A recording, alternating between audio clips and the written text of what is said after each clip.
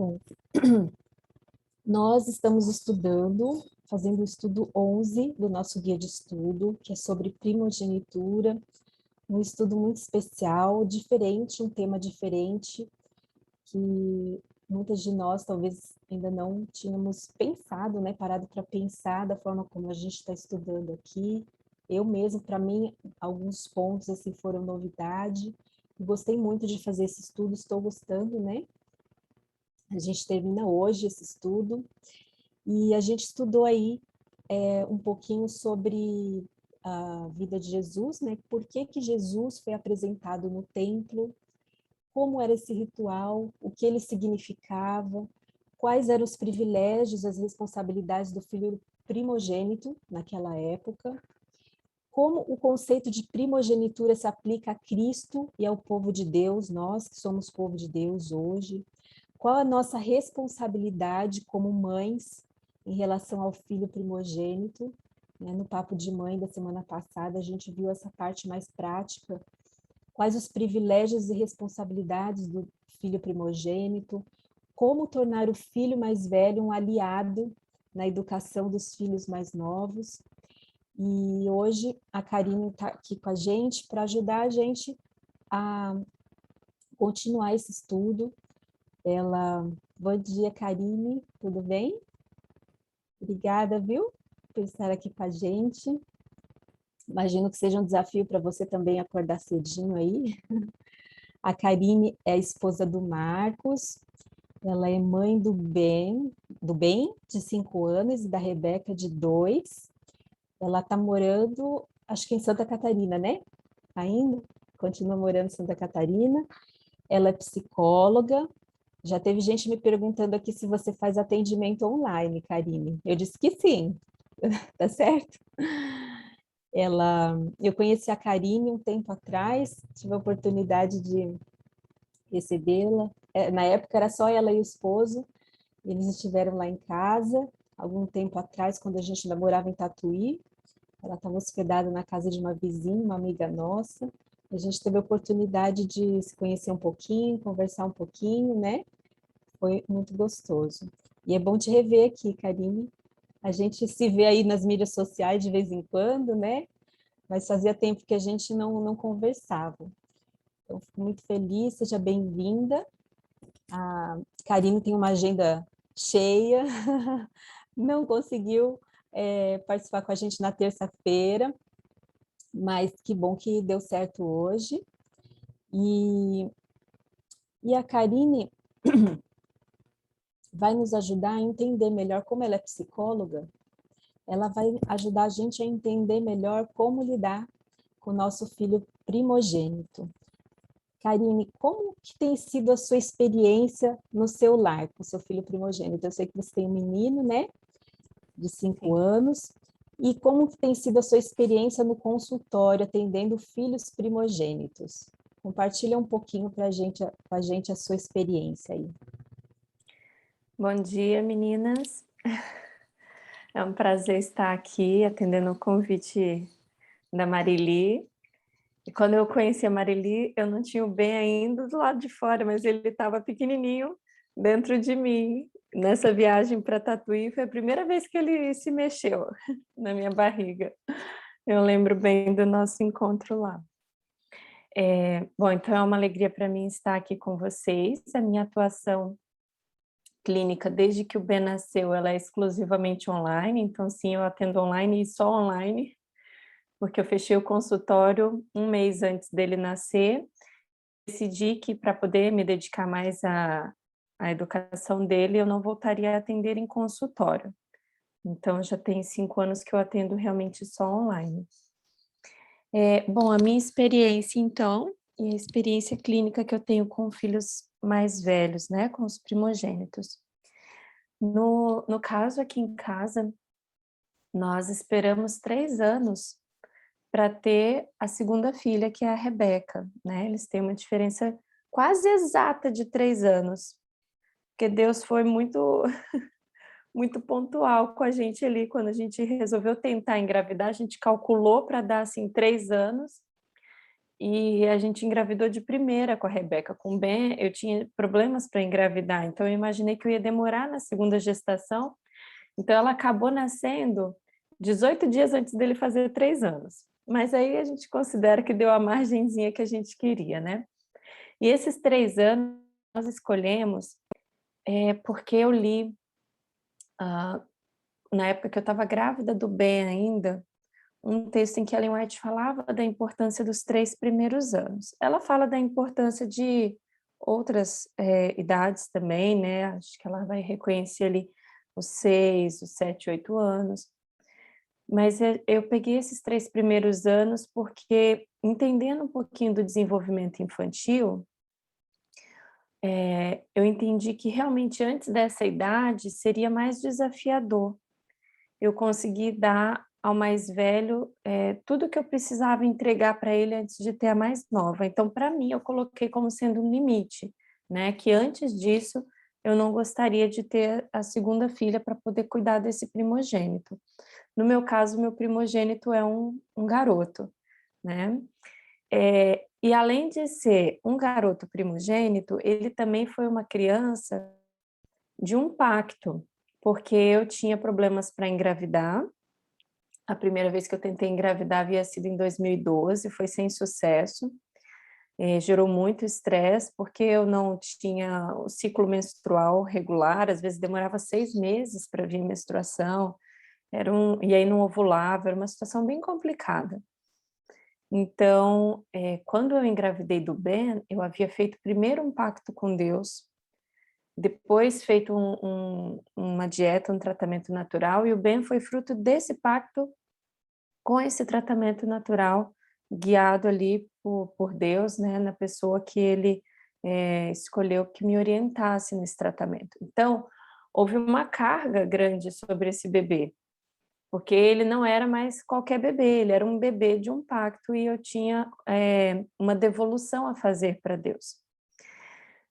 Então, na minha relação com a mãe ali, com o Ben, foi um pouco desafiador para mim. Eu sei que a maternidade, o primeiro filho é desafiador para toda mãe, né, e foi bem desafiador para mim, porque havia sempre essa cobrança, esse peso de ter feito um pacto e uma promessa com Deus sobre o futuro dessa criança.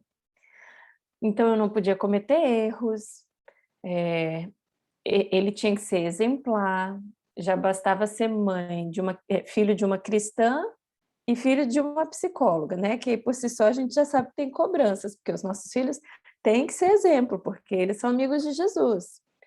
E aí, se ele é filho de uma psicóloga, ele tem que ser exemplo, porque o que que vão falar da mãe dele que fala para outras mães, né? E o que que vão pensar dele, já que a mãe é psicóloga e para o azar dele, o pai daqui a um tempo se forma em psicologia também, então ele está meio que complicado. Então havia muito essa carga, e eu percebo como isso influenciou, e não é tão incomum, tá, nos filhos mais velhos uma carga semelhante, né. No nosso caso eu percebo bem essas características do fato da minha profissão, dos sermos cristãs e do pacto que eu havia feito para o nascimento dele, mas depois eu vou comentar sobre os filhos mais velhos e não é muito distante que eles vivam uma realidade parecida, na essência, mas cada um na sua realidade familiar. E aí eu percebo que na minha relação, né, de mãe com filho ali, eu cometi meus excessos, pelo excesso de conhecimento, porque a gente pode falhar tanto pelo excesso quanto pela falta. Então o excesso de conhecimento pode ser bem estressante, porque a gente se vigia em cada detalhe, se culpa, então a gente tem que aprender a ser compassiva com a nossa humanidade também, reconhecer a nossa dependência de Deus quando a gente se torna mãe, porque a carga ela é pesada, a gente tem uma entrega para fazer a Deus dessas crianças que Ele nos dá, mas ao mesmo tempo nós somos humanas, né, então a gente vai cumprir esse propósito com a nossa humanidade, com a nossa, incapacidade até de compreender totalmente, de forma adequada, as necessidades dessas crianças. E isso faz com que, à medida que a gente receba esse peso, a gente transfira muito isso para o mais velho. Porque o mais novo, quando chega, a gente já está mais flexível em algumas coisas, porque a gente já entendeu como funciona, já entendeu que não é o fim do mundo aquele comportamento, né? Já consegue entender um pouco das fases da criança e tal. Mas o primeiro recebe toda essa pressão e isso vai impactar na formação da personalidade dele, vai impactar na formação do caráter da criança também, né? Que a gente vai comentar um pouquinho depois. E aí, felizmente, o Ben foi uma criança, em muitos aspectos, muito tranquila quanto à forma como ele se relaciona com outras pessoas, que era um medo que eu tinha, né? Sendo mais velho, sendo criado no campo, que a gente mora numa área rural aqui em Santa Catarina, mesmo ainda sendo bem próximo da cidade, mas já é mais afastado, o contato dele no dia a dia é pouco com outras crianças, ele encontra mais aos fins de semana. Então tinha tudo isso ainda que podia me causar medo ali, mas ele veio com um temperamento que para esse aspecto facilitou muito. Então ele nunca teve problema em dividir brinquedos com outras crianças, eu não precisei, né, com ele pequenininho, ensinar, argumentar que ele tivesse que dividir. Obviamente ele aprendeu porque eu brincava com ele e no conviver com os pais eles vão aprendendo a dividir, né, e outras habilidades sociais. Mas eu tenho que reconhecer que é do temperamento da criança também algumas coisas que são fáceis e outras que são difíceis. Então, nesse aspecto eu tive facilidades com ele não é um mais velho que teve dificuldade de dividir o espaço, ou que teve dificuldade de dividir, as coisas, mas ele é um mais velho que teve e ainda tem uma certa dificuldade de dividir a atenção. E eu acredito que quem tem mais de um filho aqui consegue reconhecer que às vezes essa é uma dificuldade mesmo, né? Chega o mais novo, e o mais novo precisa da nossa atenção, do nosso cuidado, porque não consegue fazer nada sozinho, é um bebê, e esse mais velho ali, ele perde, obviamente, o espaço, não tem como a gente negar isso, porque vai perder, era só ele, agora tem dois. Não tem como a gente oferecer tudo o que oferecia antes. E aí a atenção, que eu percebo que é uma necessidade que ele tem bem grande, mais do que a minha mais nova, essa ele sentiu, né, e até hoje é algo que eu tenho que trabalhar com ele, que as outras pessoas também podem falar, que ele também precisa ouvir as outras pessoas, que a irmã também pode, ter a vez dela, apesar de ele ser muito protetor da irmã. Então ele defende a irmã, ele protege a irmã, né, ele incorporou muito esse papel de cuidar da irmã, na brincadeira deles de faz de conta, a brincadeira que mais funciona para eles é quando ele brinca de que ele é o papai dela. Então, é quando fica mais tranquilo. Eu percebo que eu consigo fazer muitas coisas se eles estiverem brincando nessa brincadeira, porque ele é realmente muito cuidadoso e ela realmente gosta de seguir ele, né? Então, eles brincam às vezes de que ele é o papai, de que é a mais novinha, a filhinha, e é a brincadeira deles que mais funciona. Outras brincadeiras, geralmente, aí eu tenho que interferir, porque existe alguma disputa de alguma situação, algum poder que eles tentam disputar. Então, a minha experiência com o Ben como mais velho foi uma experiência desafiadora no início, por essas razões que eu coloquei para vocês, que havia na minha maternidade já uma carga, e pela carga que todo primogênito acaba carregando mesmo, por ser o primeiro, por ter que ser o exemplo, por ser o cobaia, né, das nossas experiências maternas também. Tem sido uma experiência feliz e também tem sido uma experiência desafiadora agora nas mudanças de fase, né? Então ele está com 5 ali, tá no final de um período aí da infância e é muito argumentador, né? Algumas questões de disciplina eu preciso ser mais dura com ele, mais firme, porque a mais velha o copia em tudo. Ela está na fase em que ela o copia em absolutamente tudo, ela quer ser como o irmão, ela verbaliza isso. Então ela tem 2 anos e ela fala: "Quando eu tiver 5 anos", porque ela acredita que tudo que acontece de diferente na vida do irmão é porque ele tem 5 anos, né. Então, quando eu tiver 5 anos, eu também vou fazer tal coisa. O sonho dela é ter 5 anos para ser igual ao irmão. Então, eu percebo que eu preciso ser mais firme com ele em coisas que ela tem buscado imitar dele, né? Eh, e esse tem sido o meu desafio pessoal. O que que eu percebo no consultório, né, no meu trabalho com os meus pacientes? Que os filhos mais velhos, eles vêm realmente com essa carga de muita responsabilidade. Então, foram responsáveis, mesmo em famílias não cristãs, foram responsáveis pelos mais novos, tiveram que ceder, tiveram que ser exemplo, tiveram que educar em muitos momentos, porque aí os pais voltam a trabalhar ou nunca pararam de trabalhar e eles ficam responsáveis pelos irmãos. Então, esse filho mais velho, e aqui quem for filha mais velha pode se identificar de alguma maneira, eles vêm com uma carga que o mais novo, principalmente ali se for, o do meio, ele não vai ter tanto, né, que é essa carga dessa responsabilidade tão grande. Se esse mais velho e esse mais novo tiverem uma diferença grande de idade, a gente percebe que as características se repetem, porque é como se esse mais novo viesse vivendo algumas coisas bem semelhantes ao mais velho.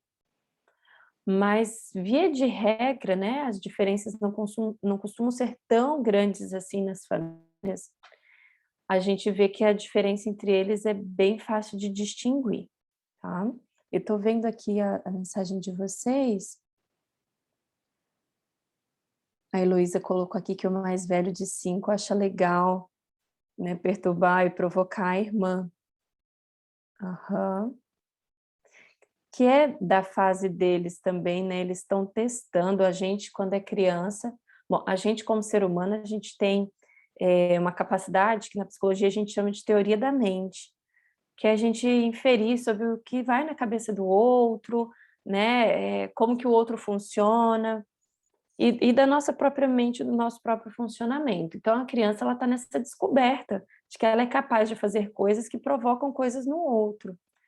E aí, às vezes, eles acham legal criar uma situação, implicar com os irmãos, provocando, porque eles estão testando a reação que eles causam no outro, né. E a gente precisa ir moldando isso. Essa é uma característica que ela pode ser uma característica boa se a gente moldar. Todas as características, na verdade, da criança, dependendo do caminho que a gente dá, pode se tornar uma característica boa, né, pode ser bem utilizada. Mas é desafiador a gente conseguir distinguir isso como bom, porque dá trabalho para a gente, né, perturba o outro filho, então eu sei que é bem desafiador. Aline. Oi, eu não sei se eu posso ficar lendo as mensagens agora, Marili, Pode, porque aí pode. pode que eu interrompo o raciocínio, pode falar. Só queria te fazer uma pergunta, né? Então, assim, pelo que você falou, os primogênitos, mesmo que sejam de famílias diferentes, às vezes têm algumas semelhanças por serem primogênitos, né? Muitas, são os que mais têm. Mesmo tendo personalidades diferentes, podem ter semelhanças por causa dessa carga que você falou, né? E de que Aham. forma que isso afeta o caráter deles ou o comportamento deles? Que traumas que talvez o primogênito costuma ter? E como que a gente pode evitar, quem no caso, porque eu sei que tem mães aqui que participam, não sei se tem aqui hoje, né? Mas tem mães que participam aqui da escola de mães que ainda nem têm filho, estão se preparando aí. Então, como Uhum. evitar isso e como corrigir esses traumas, né? Eu vejo assim na minha experiência, até comentei rapidamente com você, eu tive Sim. depressão pós-parto, né? Então, eu tive assim, na verdade, eu senti que começou na gestação já. Eu tinha um histórico de depressão, né? De muitos anos assim de idas e vindas, né? Então nunca curava realmente, então sempre voltava a depressão. E aí, na gestação, assim, eu senti que voltou com tudo, né? E Uhum. durou uns 3 anos, mais ou menos, que é uma fase, assim, crítica da criança, uma fase, assim, fundamental. Essa semana eu estava estudando sobre isso, porque na próxima semana a gente vai passar para o estudo 12, que fala sobre a infância de Jesus. E aí eu estava estudando melhor a questão das fases, né? E como você falou, Ellen White tem um texto que fala da importância dos 3 primeiros anos. E eu estava até comentando com meu marido sobre a infância de Samuel, até vou comentar depois melhor. Eu sempre fiquei intrigada com essa história, porque eu ficava pensando, gente, ela só ficou com o filho até uns 3 anos, mais ou menos, né? Só que eu estava lendo um texto essa semana que diz que Samuel não se contaminou, a corrupção em volta dele, dos filhos de Eli, era muito grande. E ele não se contaminou, diz que ele não sentia prazer algum naqueles pecados. E eu fico pensando, nossa, que educação foi essa que ele recebeu? A mãe só teve 3 anos para dar essa educação para ele. E aí eu fiquei pensando no meu caso, eu tenho uma filha de 4. Eu fiquei pensando, nossa, se fosse com minha filha, se hoje minha filha eu tivesse que deixá-la com outra pessoa, como que ela se comportaria? Ela teria esse comportamento de Samuel, de ser tão firme nos princípios, né? E aí eu lembro da infância da minha primogênita, como foi conturbada, quantos traumas ela desenvolveu por causa desse meu problema da depressão.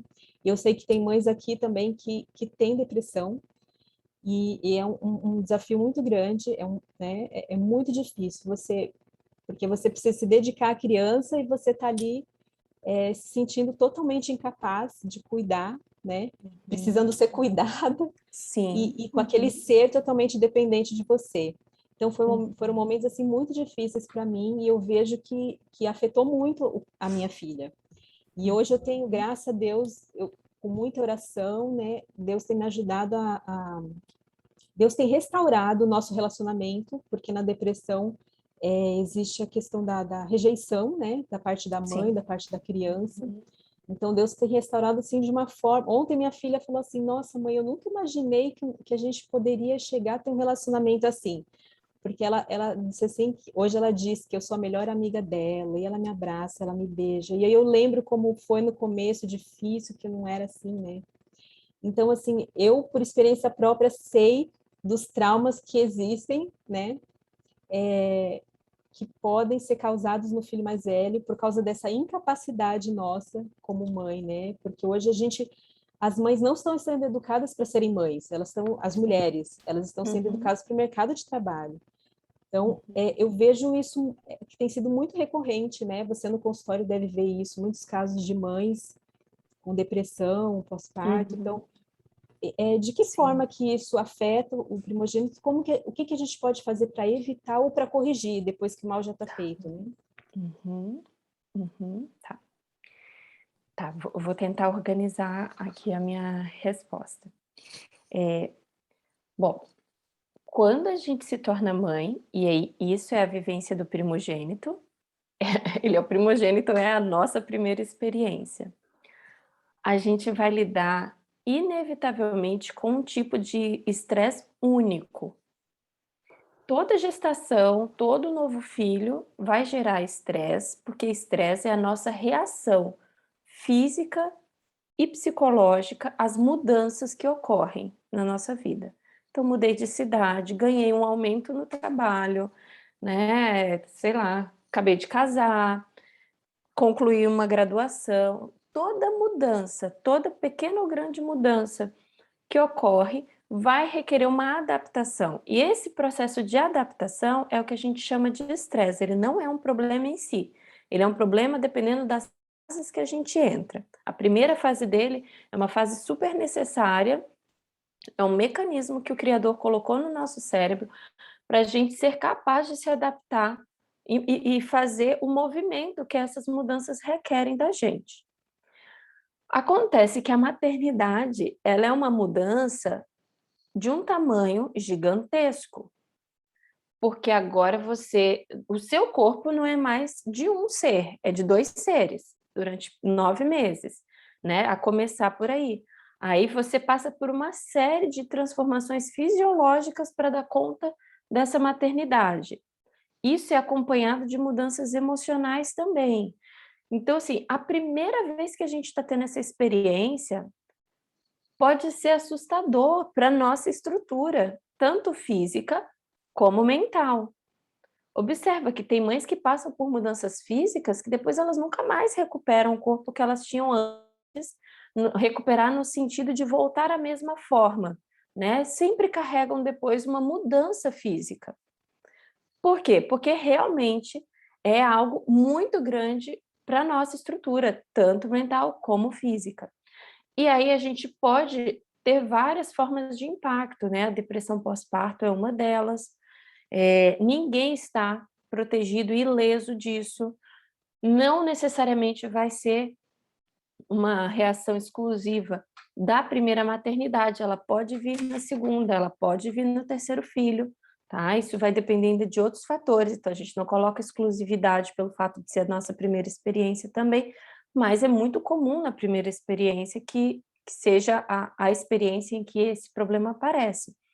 Então a gente precisa começar considerando que por ser algo muito grande, e nós, né, como humanas, somos imperfeitas, falhas e pequenas para uma missão tão grande, a gente vai cometer equívocos, a gente vai falhar, a gente vai ter erros aí na condução dessa primeira maternidade e das outras também. As outras não vão ser perfeitas só porque a gente já teve a escola do primeiro filho. E isso é muito importante por quê? Porque um dos problemas grandes que o primogênito passa, eu vou ler aqui algumas características dos filhos mais velhos para vocês, e tem a ver com isso, é exatamente com consequência dessa autocobrança materna. O que acontece quando a gente se cobra, a gente se critica? Nós temos no cérebro 3 sistemas, pelo menos, que regulam as nossas emoções. Um deles é o sistema de ameaça e proteção. Ele serve para identificar riscos, problemas, ameaças e para reações fisiológicas que nos preparem para reagir a isso. Então, quais são as emoções que esse sistema regula, que ele ativa? Raiva, ansiedade, frustração, irritabilidade. Essas emoções difíceis que a gente não gosta de lidar são ativadas por esse sistema cerebral. E como que isso é ativado? Quando existe um problema real acontecendo do lado de fora da gente, ou quando dentro da gente a gente se critica, se cobra. Há também problemas imaginários, no sentido de que eu fico prevendo coisas, pensamentos ansiosos ativam. Mas o meu foco aqui é nesse aspecto específico. A autocrítica e a autocobrança ativam a nossa amígdala cerebral, que é um órgãozinho que Deus colocou ali, uma partezinha do nosso cérebro, que dispara como um alarme. E quando ela dispara, libera cortisol, libera toda uma fisiologia de estresse que vai produzir as reações de estresse. Então a gente se frustra mais, a gente fica mais irritável, ou a gente fica mais ansiosa, e aí isso tudo desajusta emocionalmente qualquer pessoa. Imagine uma mãe que está lidando com demandas grandes. Então a gente precisa considerar que esse mais velho vai lidar com essa mãe que está com uma amígdala cerebral super ativada, super agitada, que tem dificuldade em se cuidar, né? A Marili colocou na experiência dela, ela precisava de cuidado. Toda mãe precisa, especialmente a mãe que está mais sensível emocionalmente por uma depressão pós-parto ou por até uma outra situação clínica. Então, essa mãe que precisa de cuidado está tendo que dar cuidado, oferecer cuidado. O cérebro dela está no modo de proteção e ameaça. Além disso, a gente entra nesse modo porque a gente está tendo um bebê. Vocês já devem ter visto a mãe quero-quero, né? Aquela passarinha. Aquela mãe, ela vive em estado de alerta, né? Porque você se aproxima metros do ninho dela, ela já dispara. A gente fica mais ou menos assim quando o filho nasce, né? Qualquer coisa a gente está... O bebê faz... a gente já acorda. Imagina, gente, o nosso cérebro, ele está num estado muito intenso de estresse, que é natural para a gente conseguir atender as necessidades da criança. Aí, somado a isso, que já é intenso, a gente traz essa cobrança, né? Pela nossa inexperiência. Porque, como eu falei, no segundo filho a gente já flexibiliza um pouco essa cobrança. Mas no primeiro a gente se cobra de uma forma que não se cobra nunca mais. E aí, isso intensifica a produção dos traços na personalidade deles. Porque pense comigo, o segundo filho, a gente vê claramente a fase em que ele começa a imitar o mais velho, não vê?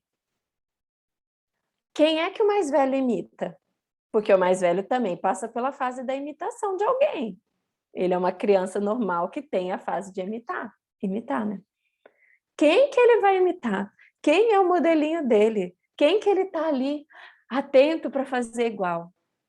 A mãe. É quem passa mais tempo com ele, né? E, assim, quando a gente para pensar no primogênito, é que a gente vai pensar nessas nuances. E aí, quem é que estava ali, uma pilha de nervos, tentando fazer tudo perfeito, cuidar dele? É a mãe. Então, nós acabamos sendo o modelo. E aí, a gente vai ver que traços, né, nessa criança. Eu vou ler aqui para vocês, que eu peguei no livro, um capítulo específico falando sobre as fases dos filhos, né, o mais velho, do meio e o mais novo. O filho único, ele carrega as características do mais velho. Teve alguém que escreveu aqui sobre filho único, eu acho, né? Se não escreveu, eu acabei lendo imaginariamente aqui. Então, eu vou descrever para vocês aqui algumas características que o mais velho acaba carregando. Característica de responsável, líder, também de mandão, ainda que ele possa ser um mandão meio mimado também, achando que os outros têm que fazer tudo em prol dele, né? Perfeccionista, crítico, e crítico dele e dos outros, né? Porque se ele é criticado e cobrado, ele vai se criticar, mas também vai aprender por modelo a cobrar as pessoas, a criticar as pessoas. Ele pode ser conformista, porque a gente sabe também que a gente não só cobra, né? Mas a gente dá, por exemplo, uma atenção maior, né? Porque a gente tem muito mais disposição, energia e tempo com o mais velho. O mais novo, geralmente, já vai ter que dividir isso tudo com ele. Ele é mais organizado, pode ser mais competitivo. Em alguns aspectos, ele é independente. Em outros aspectos, ele é mais dependente. E ele pode ser mais relutante em correr riscos e mais conservador. Então, essas são algumas características que a literatura reconhece dos mais velhos. É claro que isso vai de família para família e de pessoa para pessoa, porque toda pessoa nasce com um temperamento que é aquilo que vem natural na gente, as nossas tendências naturais. Então, a gente vai ter crianças que vão tender mais à organização e crianças que desde sempre tenderam mais à desorganização, por exemplo. Né? O Ben, desde bebê, ele era um bebê perfeccionista. Então, eu lembro no hall do berço, ele bebezinho, ele ainda não sabia, ele ainda não andava com tanta segurança, então ele tinha ali, estava perto de 1 aninho, mas se, por exemplo, o tapete, né, era um tapete de EVA que tinha na escola sabatina, ele era encaixado assim, né, tipo um quebra-cabeça. Se estava um pouquinho deslocado, ele ia lá, eu via ele se esticando com o pezinho dele para bater e acertar. Se alguma coisa estava fora do lugar, ele era o bebezinho ou a criança pequena que ia lá e consertava. Eu ficava, gente do céu, eu tenho um perfeccionista em casa. Eu já sou perfeccionista, agora eu tenho um mini perfeccionista. E era muito novo para ser um comportamento aprendido, porque eu via isso desde o berço mesmo, ele muito organizadinho, as coisas dele ficaram assim intactas para Rebeca. Os brinquedos perfeitos, ele nunca quebrou um brinquedo. A Rebeca chegou, aí a gente já fala, né, com o espírito de destruidor, que ela tocava nas coisas, as coisas eram destruídas, e tipo, misericórdia, o que está acontecendo? Então a gente vê claramente o temperamento, é bebê e já traz isso, então é temperamento. A personalidade a gente vai construir em cima desse temperamento. Então a gente pega o temperamento da criança e molda. Por isso que eu falei, parece ruim, mas é uma característica que a gente pode moldar para o bem, porque o perfeccionismo ele tem problemas, mas ele tem lado bom também, né? Assim como essa coisa mais tranquila da criança, né, que é descuidada ali, quebra as coisas e tal, a gente pode usar isso, moldar para a criança ser mais cuidadosa com o que precisa, mas também para não ser uma criança estressada, para ser uma criança mais leve, uma pessoa mais leve. Isso vai depender muito de como a gente vai conduzir. Então, essas características aqui que eu li, elas são bem comuns no primogênito, né? Com as variações de temperamento e do ambiente familiar. E aí, o que a gente faz? Bom, a gente tem que pensar nos excessos, é onde a gente pode cuidar. O excesso de atenção, o excesso de rigidez, porque é nos excessos que a gente pode dosar as coisas para elas ficarem na medida mais certa. O problema é que a gente não tem, a criança ela não tem um termômetrozinho que aponta para a gente se a gente está dando atenção em excesso, né? A gente não tem como olhar ali, subiu, peraí, deixa eu diminuir então a atenção agora. A gente vai ver o efeito disso com dias, às vezes com semanas, às vezes com meses. Então, demora a gente ter a percepção do efeito do nosso comportamento. Para isso, meninas, eu vou ser bem honesta para vocês. Muito joelho no chão. É muita dependência de Deus. Porque como nenhuma mãe consegue saber com exatidão qual é a medida, cada filho vem com uma medida diferente. Então, vai ter criança que, para ser realmente suprida emocionalmente, eu vou precisar dar mais atenção. Outra criança, eu vou ter que dar mais limite. Outra, eu vou ter que dar mais orientação.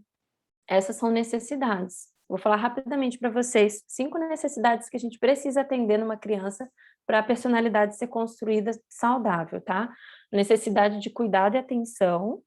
Então, é afeto, é cuidado, é colo, né? É o conversar, o brincar com a criança, o contar história, esse afeto ali que a gente dá nesse período de atenção que a gente tem com ela, né? Ela tem necessidade de validação, tanto do que ela pensa quanto do que ela sente. Então, tem uma frase materna que a gente tem que abolir da nossa maternidade, que eu, por exemplo, ouvi muito, que é: vou te dar um bom motivo para chorar, que isso é uma invalidação do sentimento. Como assim você vai me dar um bom motivo? Então, o meu sofrimento aqui não tem valor? É só se você piorar as coisas? Então, essa invalidação do que a criança pensa e sente, às vezes a criança quer dar uma opinião, fica quieto, que é coisa de adulto. Mas a criança, ela também pensa sobre as coisas, então a gente conseguir ouvir a criança, claro que a criança tem que saber que ela tem um momento de falar, ela não pode interferir em tudo. Mas essa é uma necessidade, todo ser humano tem, e na infância a gente vai estar ensinando e construindo essa personalidade, atendendo ou não essa necessidade. Nós temos necessidade de autonomia, e quando a criança chega por volta da idade ali de 1 ano e meio, 2 anos, a gente vê isso com muita clareza. Sabe aquele terrible two que algumas pessoas falam ali, dos 2 anos, da criança parecer estar vivendo a adolescência do bebê? Deixa eu só conectar aqui meu computador, gente, só para não cair a energia. Só um minutinho. Estou passando pelos Terrible Twos agora, nos 4 anos de idade. Não, mas Começou é porque eles vão entrando em da minha outras filha. fases. Mas é verdade. Não, mas a impressão que eu tive é essa. Nossa, falam do Terrible Two, isso daí não acaba nunca mais. Depois dos 2 vai ter nos 3, nos 4, nos 5, nos 7.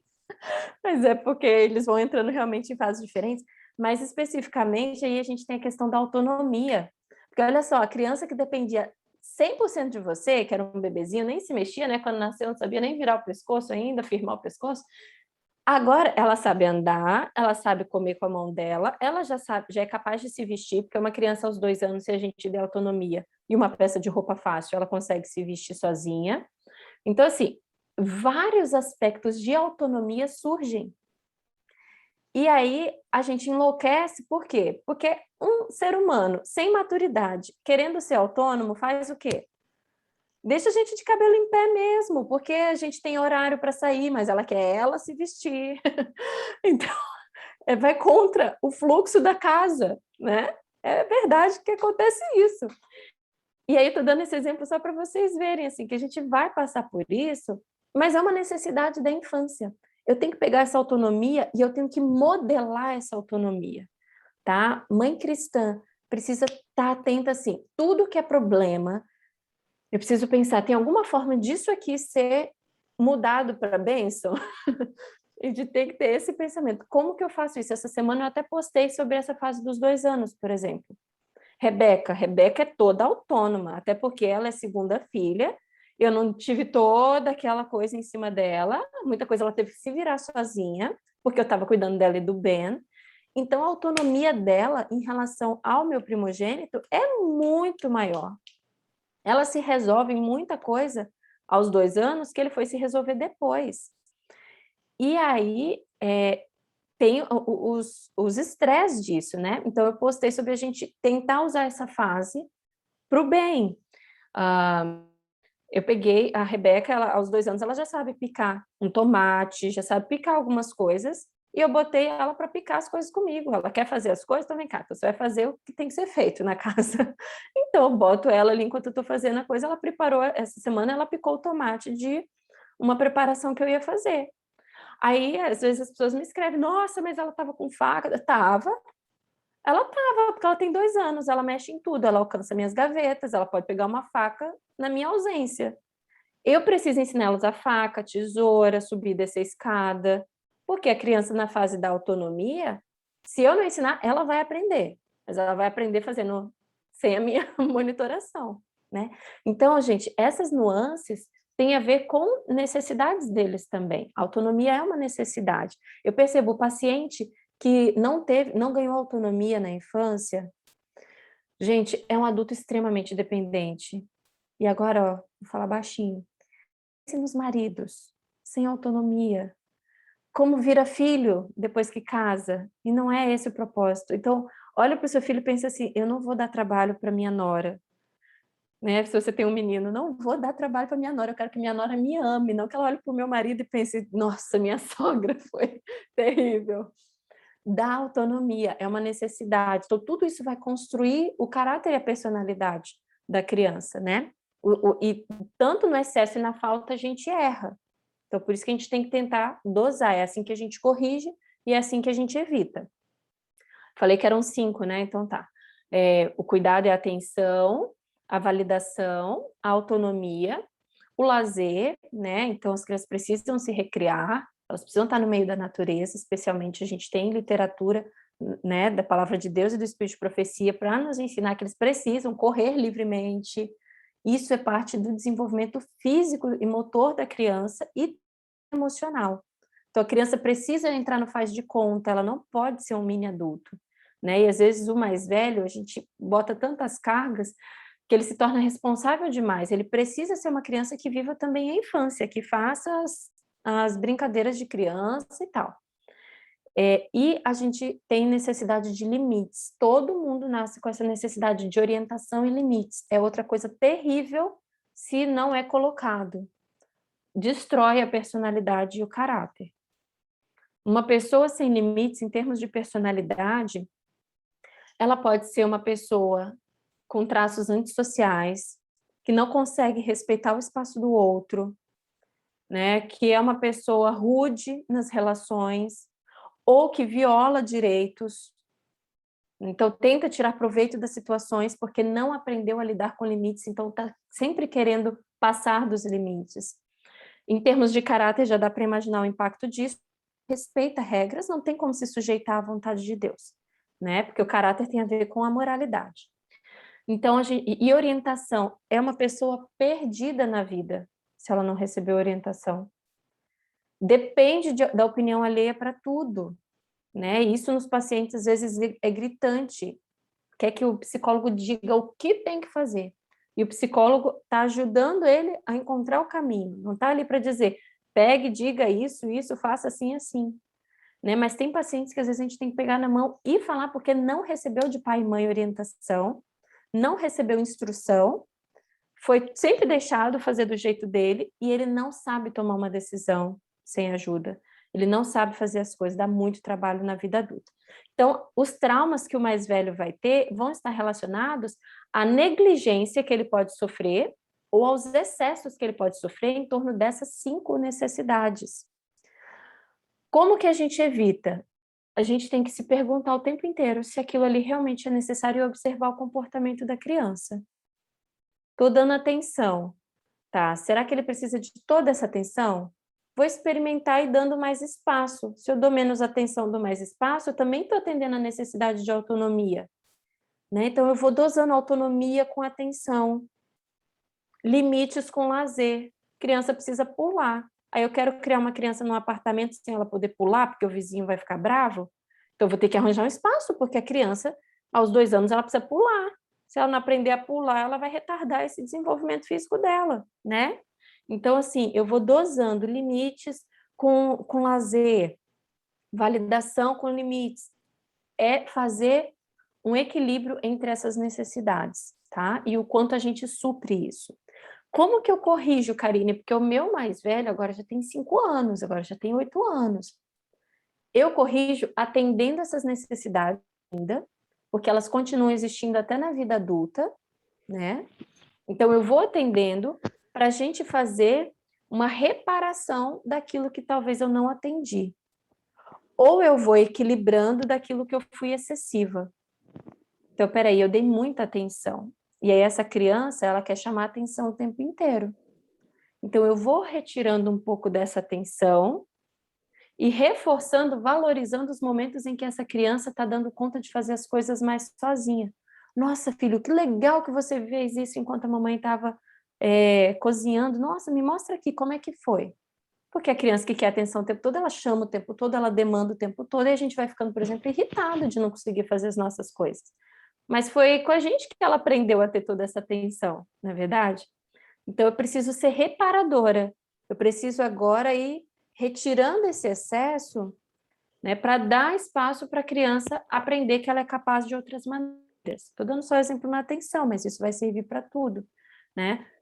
Por exemplo, a criança que ela é relutante em correr riscos, se dá pelo protecionismo que a gente pode oferecer no primeiro filho, porque a gente tem muito medo.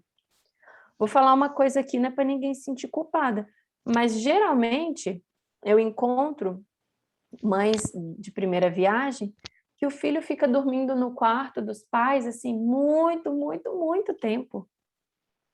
Porque a mãe tem medo da criança morrer no berço. Porque tem uns terrores mesmo, né, que a gente ouve quando a gente se torna mãe, de que a criança vai morrer sozinha ali, aquela morte súbita do bebê e tal.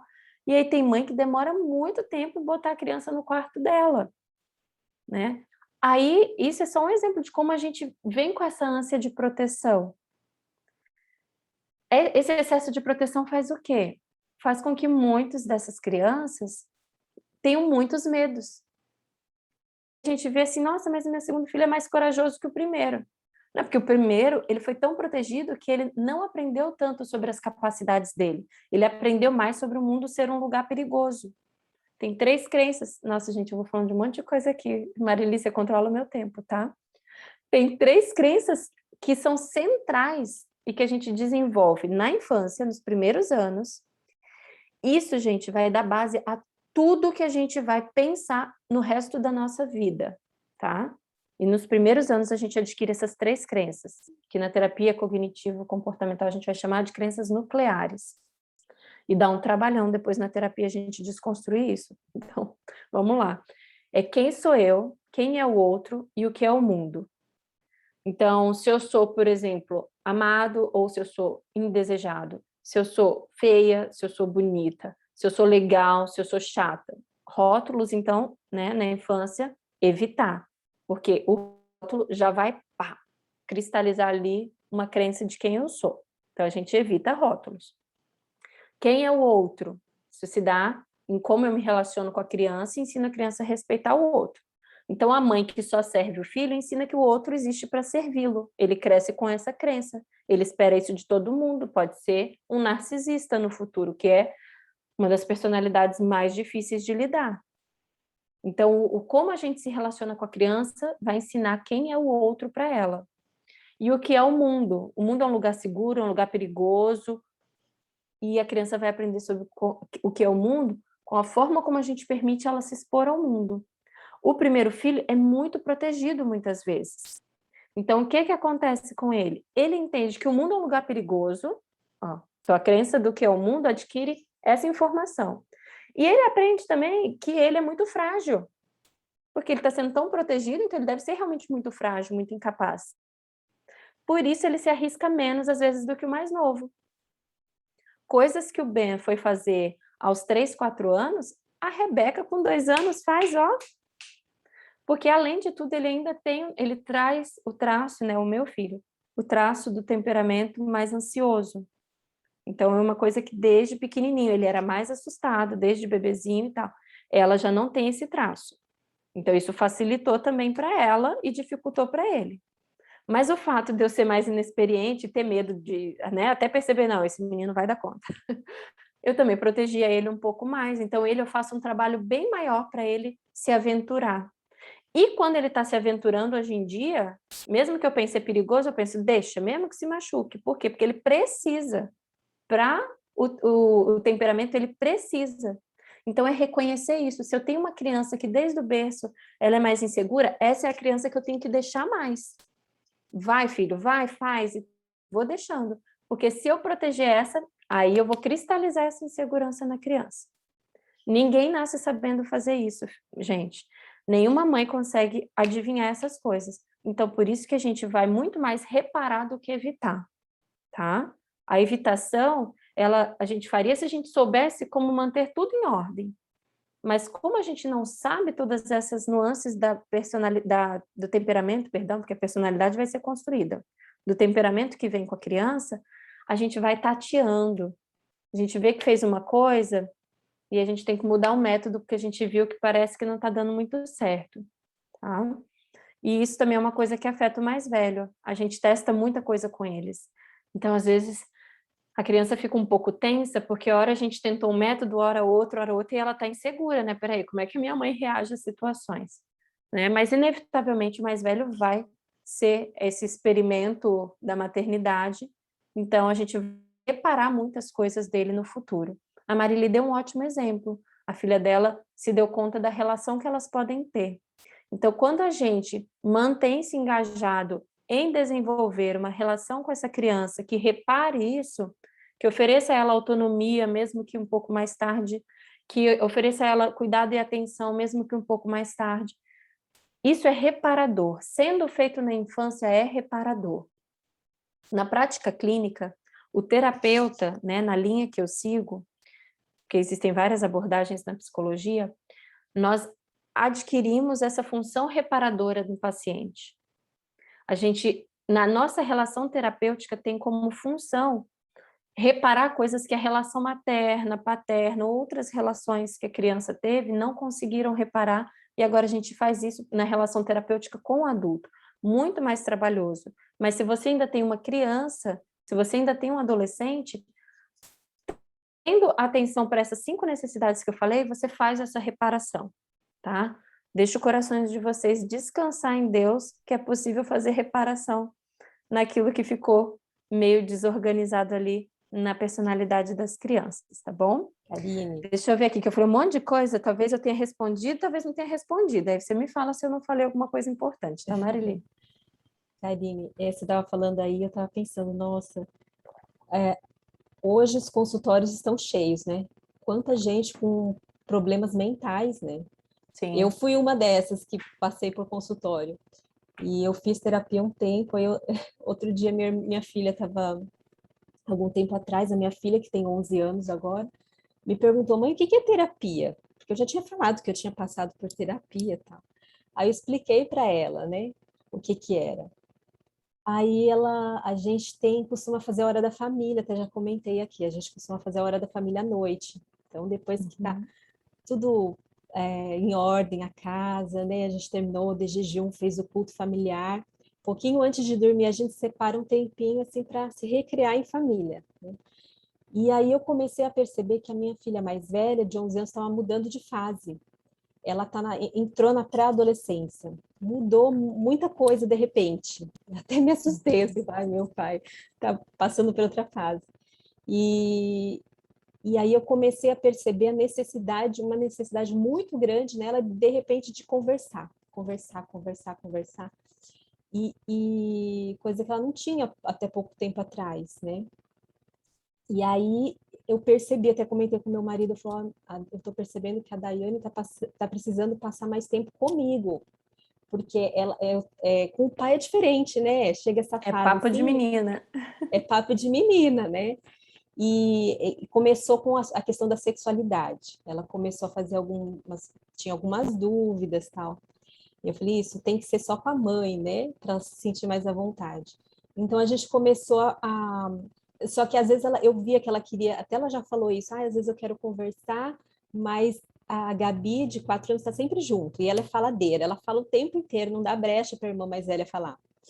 E aí ela falou, com a Gabi não dá, com a Gabi por perto não dá. Que eu falei, filha, mas a gente passa o dia inteiro junta, você pode conversar enquanto a gente está trabalhando, né? Ela falou, mãe, mas não é a mesma coisa. Aí eu falei, bom, então vamos começar a separar de vez em quando. Então, às vezes a gente faz separado a hora da família. Eu fico com a Daiane e meu marido fica com a mais nova. E depois tem outro dia que a gente troca.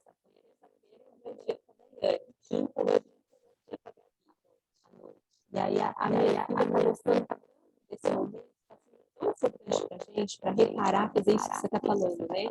Reparar o nosso relacionamento, restaurar o nosso relacionamento, que ela mesma começou a denominar esse momento de terapia. Ela falou, terça-feira é meu dia de terapia com a minha mãe. E achei interessante, né? E eu fiquei pensando, até conversei com ela sobre isso, minha filha, se na infância eu tivesse tido isso, essa terapia com minha mãe, eu acho que eu não precisaria ter passado pelo que eu passei, ter pago tanto, né, para uma terapeuta me ajudar. E, então, assim, eu vejo que vale a pena, mesmo que a gente tenha errado, eu falo por experiência própria, dá para consertar ainda quando a gente está nessa fase, e a gente pode e precisa ter esse tempo de terapia, né, com os nossos filhos para a gente conhecer melhor, para a gente se aproximar mais, né, restaurar mesmo o relacionamento. E a gente chegou a um ponto assim que minha filha, ela não para de me abraçar, de me beijar, e a gente tinha, sabe? E ela começou a confessar coisas, erros do passado, espontaneamente. Ela sempre foi muito fechada, né? Muito quieta. E ontem mesmo, a gente conversando, se preparando para a igreja, tomando de jejum, e ela falou, mãe, quando eu era criança, eu tinha coisas que eu tinha vontade de falar, bobeirinha assim de criança, né? Mas eu pensava, minha mãe não vai achar bobeira, e não falava. E eu vejo assim, que ela guardou muita coisa, né? Muita coisa ela não falou. Então, agora ela está pondo para fora nessa terapia, né? Está sendo muito importante. Então, eu recomendo. Ontem eu até estava conversando com uma amiga e recomendando isso para ela, porque a filha está na mesma fase, né? Eu falei, então, vocês precisam da hora da família, dessa terapia aí, de mãe e filha, né? Vale a pena. Uma atenção exclusiva. Perceba, ó, ela tem 11 anos, mas a necessidade de atenção também existe. Vai ser diferente. A necessidade de atenção de um bebê é diferente de uma criança de 11 anos. Mas a gente continua tendo essa necessidade. Quando a gente casa, a gente não tem necessidade que o marido dê atenção, né? A gente não quer um marido que fique na caverna, a gente quer um marido que converse, tal. Então, assim, essa necessidade, ela é para a vida. Então, em qualquer época, a gente pode vir a suprir. É claro que na infância e na adolescência são os períodos mais fáceis, porque a gente ainda está em desenvolvimento. O cérebro da criança e do adolescente não é completamente formado, vai terminar de se formar por volta dos 21, 22 anos. Então, até lá, ainda tem coisa para ser construída, né? E aí, na terapia, enquanto a Marília falava, eu lembrei, a gente chama de reparação parental ou reparentalização. Essa função que a gente faz, né? Esse trabalho que a gente faz, porque a gente tem que reparar aquilo que os pais não conseguiram fazer ou fizeram, né? E que deixou aqueles traços ou aqueles danos no paciente. É bem mais trabalhoso lidar com isso na fase adulta, né? Mas, meninas, para mim, uma coisa que é essencial falar para vocês, né, e frisar, e eu já falei, então vou só enfatizar, é que a gente seja compassiva com a gente, porque a gente vai falhar, que a gente é humana, os filhos não vêm com etiquetinha dizendo dê 50 minutos de atenção, não é igual roupa de lavar que vem dizendo que é para lavar a mão, tal, tal, tal, não, né? Roupa de lavar, toda roupa é para lavar, né? Eles não vêm com essa etiquetinha dizendo ali exatamente o que aquela criança com aquele temperamento requer. Então a gente vai tatear, e no tatear a gente vai errar, porque a gente vem para a maternidade com a nossa história. E a gente aprendeu a ser mãe com a experiência de filha que a gente teve. que foi uma experiência imperfeita também. Então, a gente tem que ser capaz de se perdoar para seguir adiante. Senão, se a gente ficar se maltratando, nossa amígdala cerebral disparada nunca vai dar descanso para a gente conseguir realmente entrar em contato com as nossas crianças e educá-las como é o propósito. A gente vai estar sempre dividindo nossas emoções entre culpa e responsabilidade, culpa e autocrítica e exigência, tá? Então, a gente precisa ser compassiva em se respeitar. Uma outra coisa, uma outra característica importante, né, dessa compaixão consigo mesma, é a gente ver as coisas de forma objetiva. Então, quando a gente é autocompassivo, a gente não exagera as coisas. Nossa, eu fui a pior mãe do mundo. Não, eu errei. A pior mãe do mundo já é outra história, né? Nossa, meu filho nunca mais vai... Não, é uma criança, tem conserto, calma aí. Porque essa coisa do dimensionar a coisa maior do que ela precisa ser, também faz com que a gente não tenha mais controle nenhum sobre a situação, tá? Então, esses exageros, quando a gente exerce a autocompaixão, que é essa atitude mais compassiva consigo, não, eu vou me entender, vou me perdoar, vou me dar um tempo de pensar, respirar para lidar com a situação. Aí, essas pessoas que são compassivas, elas tendem a equilibrar melhor as coisas, ao invés de superdimensionar as coisas também, tá? E isso é importantíssimo na maternidade, senão ninguém tem saúde emocional, não, para sobreviver à vida de mãe, tá? Esse dimensionamento exagerado dos problemas é causa de depressão, né, De depressão, Karine? transtorno de Porque ansiedade generalizada. eu tive síndrome do pânico, tive transtornos de ansiedade e também depressão, Uhum. porque eu fui educada dessa forma. Então, na minha infância, todos os problemas eram os maiores do mundo, né? A forma dos meus pais verem os problemas era assim. Então, eles aumentavam tudo. Então, eu trouxe isso para mim, né? Então, Uhum. quando eu vi a situação o meu relacionamento com minha filha, minha dificuldade de lidar com minha filha, parecia um problema insuperável aquilo.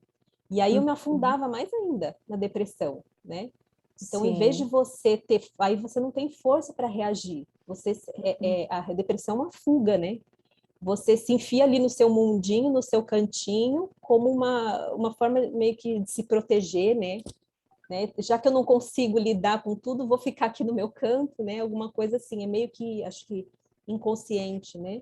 Então, a Uhum. gente precisa ter muito cuidado, porque eu já sofri muito com isso mesmo, com esse exagero, Uhum. né? Karine, Uhum. tá muito bom o nosso papo Nosso aqui. tempo foi, né?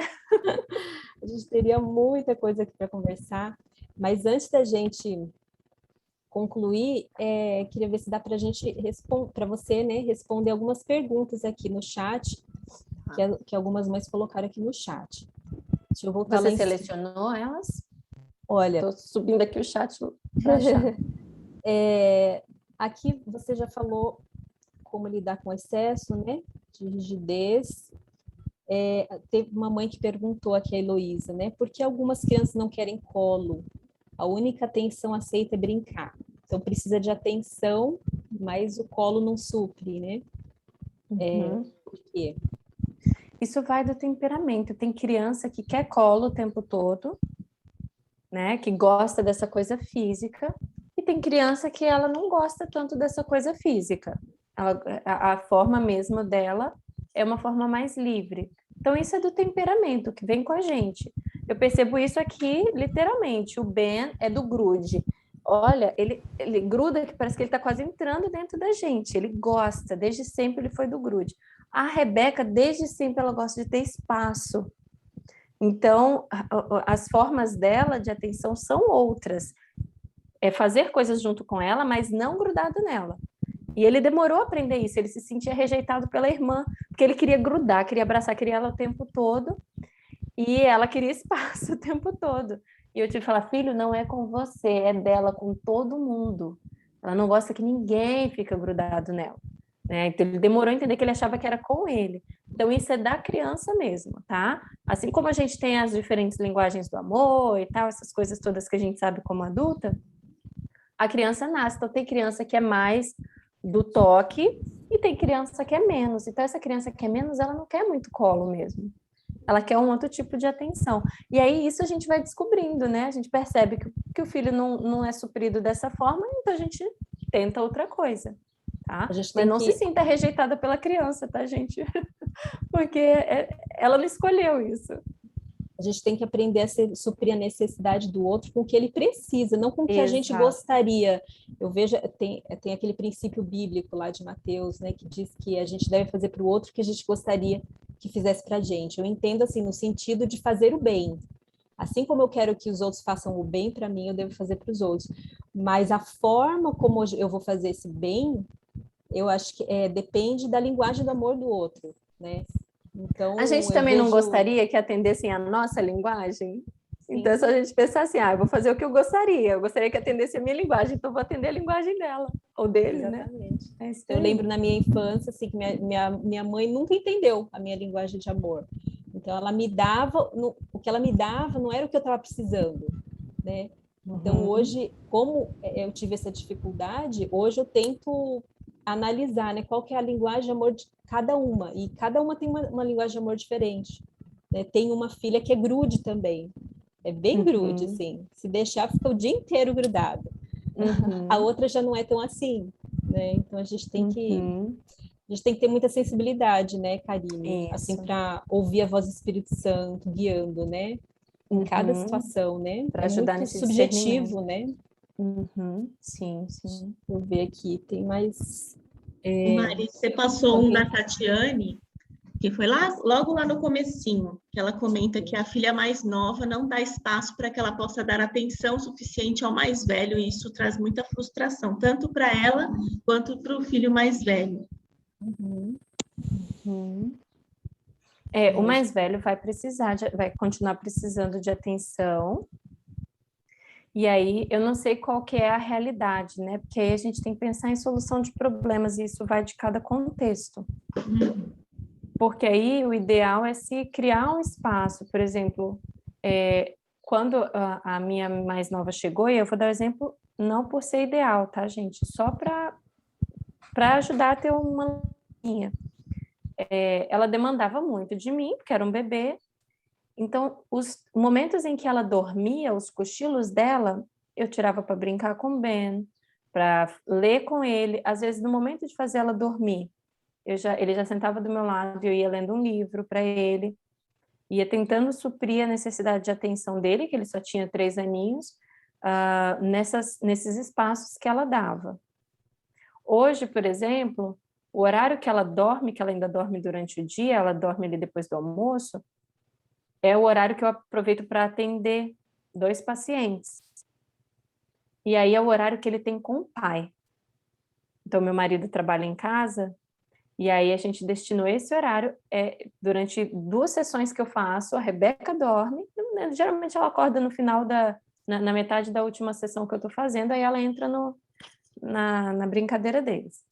Mas ele tem um tempo só com o pai dele, né? Então foi a forma que a gente foi encontrando de suprir essa necessidade, os espacinhos que ela dava, e aí nos outros eu trazia ele para me ajudar com ela. Felizmente a gente tinha vários desses espaços ao longo do dia, né?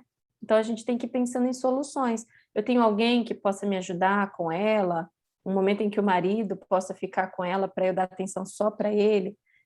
O fato é, a gente tem que levantar as alternativas para ter esse momento, né? É claro que não dá para colocar uma criança isolada para ficar só com o irmão, mas imagino que também não é isso que você está tentando, Tatiane.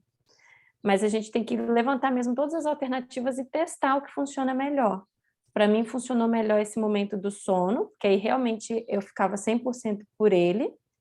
E hoje, que eu uso esse tempo para atender alguns pacientes, aí é o tempo que ele tem com o pai, que eu considero muito importante para o menino, né?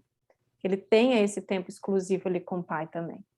E no caso do filho único, a Maria Rúbia perguntou, você disse que as características são semelhantes ao do primogênito, né? No caso do Isso. filho único. Uhum. Mas no caso do filho único, ele talvez precise de mais atenção da mãe, né? Eu falo porque minha filha foi filha única por 7 anos, né? Uhum. Então eu vi assim que ela precisava de muito mais atenção minha do que a menor, né? Porque a menor tá sempre com a irmã. Então, no caso da mais velha, eu acho que ela vai precisar, no caso de filho único, vai precisar de mais atenção dos pais, né? Porque é a companhia que tem, né? É a companhia que ela tem. A menor já nasce tendo companhia. E aí o filho único, assim como o mais velho, dependendo de quanto tempo ele fica único, né? Porque o mais velho ele tem a experiência de ser filho único por um tempo. Então ele realmente vai demandar mais dos pais, porque ele só tem os pais, né? Ele não tem outra criança ali. Como lidar, assim, com o filho único? Ah, ela quer saber como lidar com esse excesso da Ela atenção? pediu para falar um pouco sobre filho único. Não Uhum. sei em que sentido exatamente. O filho único, se é decidido que ele vai ser único, né, ele pode ter também algumas características do filho caçula. Que aí a gente pensa lá em José, filho de Jacó, né? Era caçula, era mais privilegiado em algumas coisinhas, porque era a rapa do tacho, não era o caçula de todo, porque ainda teve Benjamim. Mas a gente sabe que dos 12 ali, né, antes de Benjamim, ele foi muito privilegiado, por ser também filho de Raquel e tal. Então, corre-se o risco desse único, além de ter as características do mais velho, também ter um pouquinho de características de caçula, porque às vezes é mais mimado, mais cuidado, o plano é ser único. Então, tem os avós também, toda a família acaba dando um pouco mais de atenção, e aí a gente tem que cuidar com os excessos, com esse único, né? O excesso, não vou dizer o excesso do afeto, tá? Mas das formas como a gente expressa o afeto. O afeto, ele nunca vai ser excessivo, o amor nunca é demais. Nossa dificuldade, na verdade, é amar mesmo as pessoas. Mas a forma como a gente expressa isso é que pode ser excessiva, porque existe mais de uma forma para a gente equilibrar as coisas. Então, o caminho é a gente oferecer a essa criança experiências, outras experiências que não sejam só a nossa atenção. Então, quem sabe essa criança ter atividades fora de casa, que aí ela vai ter que se envolver com outras pessoas, aprender a estar fora só do campo de atenção dos pais, né? Então, a gente pode colocar numa natação. O Ben, por exemplo, hoje ele faz uma aula, já que ele mora na roça, ele fala que é aula de montaria. Ele está aprendendo a andar a cavalo numa escolinha aqui. E aí faz várias atividades para desenvolvimento infantil em cima do cavalo. Ele está tendo que lidar com o cavalo, que está nem aí para ele, né? O cavalo é o cavalo não está pensando na necessidade dele. Ele está tendo que lidar com o professor. Então, ele está tendo experiências que é fora de um campo em que ele tem toda a atenção materna e tal, e de se relacionar com outras pessoas para descobrir que outras pessoas também têm necessidades, também têm sua forma de viver. Então, para o filho que é único, ele vai ter essa necessidade de que a gente expanda o meio dele.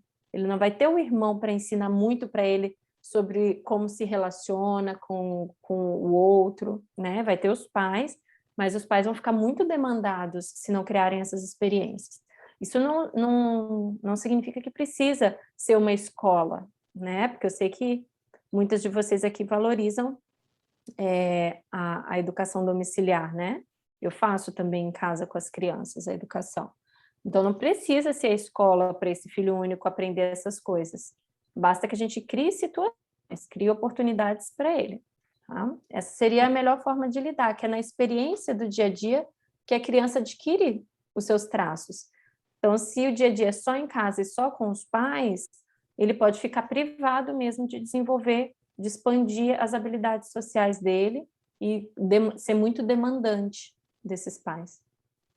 No caso de perfeccionismo, a Leilane perguntou como ajudar uma filha primogênita de 5 anos que sofre com perfeccionismo. Uhum. Olha, para perfeccionista, em qualquer fase da vida, é aprender a reconhecer a nossa humanidade. A gente tem que reconhecer como mãe, primeiro, né? Porque a gente vai ser muito modelo, então esse perfeccionismo vem um pouco ali do temperamento e ele é reforçado pelo ambiente. Então, quando a gente ajuda a criança a reconhecer que o que ela está fazendo é super humano, olha, filha, para a sua idade, é isso que eu espero de você. Né? O perfeccionista, ele não gosta de errar, ele se frustra quando ele erra. Então, qual que é a nossa reação ao erro da criança? Isso vai ajudar muito, tá? O reconhecimento da humanidade dele quando ele erra, ou dela quando ela erra. seja numa atividade mesmo, acadêmica, não sei qual é a idadezinha, seja 5 nas coisas anos. do dia a dia, 5 anos, né? Pronto. Então, assim, a gente conseguir elogiar, reconhecer o que a criança faz na fase que ela está. Aí eu vou dar de novo o exemplo aqui do meu perfeccionista. Ele tinha, assim, reações de frustração intensas se ele pintasse e saísse um pouquinho do limite. Gente, mas era um pouquinho de nada, que ninguém via. Mas ele viu que saiu do limite. Ele perdia a graça com o desenho. Ele já falava que ficou horrível. Meu filho, mas tá lindo. Né? Aí eu Minha filha comecei a reagia da mostrar. mesma forma, com Pois desenho, é. quando ela era mais nova. Eu percebi claramente quando ela era pequenininha, esse problema do Uhum. perfeccionismo. Pois é, e aparece mesmo muito cedo, dá para a gente ver. Eu comecei a mostrar para ele como que crianças de, por exemplo, né, agora 5 anos, como crianças de 5 anos pintam. Por quê? Porque ele só tem o parâmetro dele e das exigências dele. Então, ele precisa desenvolver o que a gente chama de senso de humanidade compartilhada. Olha, os seres humanos compartilham de características humanas. Então, eles têm fases. Quando ele olha para o desenho da irmã, eu falo, que linda, filha. Aí ele fala, mas saiu do limite. Eu falo, mas ela tem 2 anos, né, Ben? Eu lembro ele da humanidade. E hoje em dia, ele já está muito mais flexível em relação a isso. Mas ano passado, por exemplo, era terrível para ele. Então, é uma coisa que a gente vai construindo, vai tirando da criança aos pouquinhos, reforçando esse senso de humanidade, que ajuda a criança a se perdoar também, e aí a gente tem que ser perdoador. A criança errou. A intensidade com que eu vou corrigir esse comportamento vai passar uma mensagem. Se essa criança é perfeccionista, gente, aí a gente tem que cuidar com essa intensidade. E eu falo isso falando para mim mesma, tá? Porque eu preciso me policiar muito nisso com o Ben. Porque como ele tem isso, a correção para eles vai ter um peso muito maior, porque eles não querem errar. Eles se sentem o pior ser humano. Eu Ficam já tive desanimados, situação do né? Ben me perguntar, mãe, já teve alguma criança que nunca errou? Olha a pergunta. Aí eu falei, filho, só Jesus. Jesus foi a única criança. Aí eu pego os heróis dele, né? Daniel errou, Davi errou. Aí eu vou mostrando que os outros humanos também erraram. Em algum momento eles erraram. Porque ele tem muito essa preocupação de não errar. Então, quando a gente corrige, a gente tem que enfatizar muito o perdão e a graça com essas crianças que são perfeccionistas, tá? É a dica mais prática que eu consigo dar de forma assim mais geral para vocês. Não corrigir em excesso, né? Eu lembro, a minha filha tinha essa dificuldade para pintar, para qualquer coisa. Então eu percebi isso e eu ficava li o desenho, eu deixava ela pintar Livre? livremente, não ficava corrigindo tá a cor, ou se tá fora, se tá dentro. Eu deixava ela pintar livremente e ela foi aperfeiçoando aos poucos. E no caso da escrita também, eu também sempre deixei muito ela assim escrever livremente. Eu sou da área de letras e dava Uhum. aquela tentação, né, às vezes de corrigir as palavrinhas erradas, mas eu me controlava. Até 8 anos eu não ficava corrigindo nada praticamente do que ela escrevia. Então, para ela ganhar gosto, senão ela, do jeito que ela é, né, com o perfil dela, ela ia se desmotivar muito facilmente pela Sim, escrita, se eu ficasse eles correm corrigindo. esse risco. E também na fala, quando ela era mais nova, eu também ficava evitando corrigir, sabe? Tudo, não é assim que fala, né? Então, se ela falava alguma coisa assim, uma palavrinha errada, eu repetia de outra forma, da forma certa, mas sem corrigir, entendeu? Se Uhum. precisasse, mas eu deixava também mais, até uma certa idade, eu deixei mais livre, sabe? Ela falar bastante, escrever bastante, pintar bastante. Aí, quando eu vi que ela estava mais pronta para começar a ser corrigida, eu fui corrigindo esses detalhes, né? Uhum, uhum. Enfatizar a graça e o perdão, gente, para eles serem mais flexíveis e a nossa humanidade, que é o que faz a gente reconhecer a necessidade da graça e do perdão de Deus. Então, olha, a gente tem uma riqueza disso nas histórias bíblicas para ajudar a criança, né? Então, a gente pode pegar histórias bíblicas de pessoas que erraram. Eu sei que geralmente na lição deles vem muito assim os acertos, né? A ênfase nos acertos de Daniel, de José, né? Mas é importante a gente falar que pessoas como Davi, por exemplo, foram extraordinárias, também erraram, e a graça de Deus alcança a gente quando a gente erra, porque para esses é muito importante. E o que fazer para... A Heloísa perguntou aqui, o que fazer para a criança não ter medo das nossas reações? Uhum. Que A você... gente tem que entender por que que a criança está tendo medo da nossa reação. Será que a gente já teve reações muito intensas com essa criança, né? Será que essa criança entende que ela não é aceita da forma como ela é? Porque, assim, da mesma forma que a autocrítica aciona a nossa amígdala cerebral e causa medo, né? Causa ansiedade, causa raiva, o medo também é uma das emoções desse sistema que eu expliquei para vocês. Quando a gente critica a criança, cobra a criança, né? Dependendo do nosso tom de voz na hora da correção, a gente vai acionar também a amígdala cerebral, então a criança vai ativar o medo. Ellen White fala, a Marili provavelmente vai saber ou vai poder ajudar depois a encontrar esse texto. É que eu não me recordo onde ele está, mas na hora da correção ela fala da gente não mudar a fisionomia. Eu preciso muito achar esse texto, porque eu acho ele bem importante quando eu falo para mães sobre esse assunto. Porque a nossa fisionomia e o nosso tom de voz vai disparar na criança essa amígdala cerebral, que é o que provoca o medo, né? Que reconhece e dispara o medo. Capítulo 44, se eu não me engano, do Orientação da Criança, fala sobre essa questão da correção do tom de voz, talvez seja nesse capítulo aí. O tom de voz, é que ela fala que a gente não deve nem levantar a voz, né? Isso. E a fisionomia não deve mudar. Gente, isso daí, ó, é só por Jesus, tá bom? Na nossa vida. Vou ser bem honesta para vocês. Por quê? Porque quando a gente detecta algo e aquilo nos irrita, fisiologicamente, milésimos de segundos para nossa expressão facial, o nosso corpo como um todo mudar, e inclusive o nosso tom de voz alterar, tá? Então, assim, tem que ser por Deus agindo na nossa vida, no nosso coração, porque humanamente a gente não consegue garantir essa regulação o tempo todo. A gente consegue em vários momentos, e aí daqui a pouco a gente tem uma quedinha. Então, por isso, o segredo de mãe. Vocês estão aqui na escola do mestre, né? É estar ali com o mestre mesmo, o joelho no chão. Porque a gente vai ter esses desafios com a nossa própria fisiologia, porque a natureza pecaminosa mudou como o nosso corpo reage a situações, né? Nosso cérebro, tudo passou a funcionar de uma forma também voltada para o mal, para o pecado. Então, não estou dizendo que de raiva e tal, porque isso nos protege num mundo de pecado. Não dá para a gente conversar sobre isso aqui, mas eu entendo que esse mecanismo é um mecanismo protetor para quem ia viver num mundo de pecado, tá? Mas, ao mesmo tempo, ele exige de nós um exercício de autocontrole muito grande. Então, a gente cuidando com esses detalhes da nossa expressão é que a gente não vai ativar o medo na criança. Aí tem um outro sistema que é o sistema de afiliação, que é o que, para mim, regula muito bem isso na hora de uma correção, que a gente tem uma fala compassiva, um tom de voz acolhedor, fazer primeiro a validação do que a criança, quem sabe, pensou ou sentiu para agir daquela maneira como agiu, para só depois fazer a correção. Então, eu vi que a criança fez algo, né, sei lá, ficou irritada porque se frustrou e jogou o lápis no chão. Não quero mais fazer isso. Vamos supor que foi isso.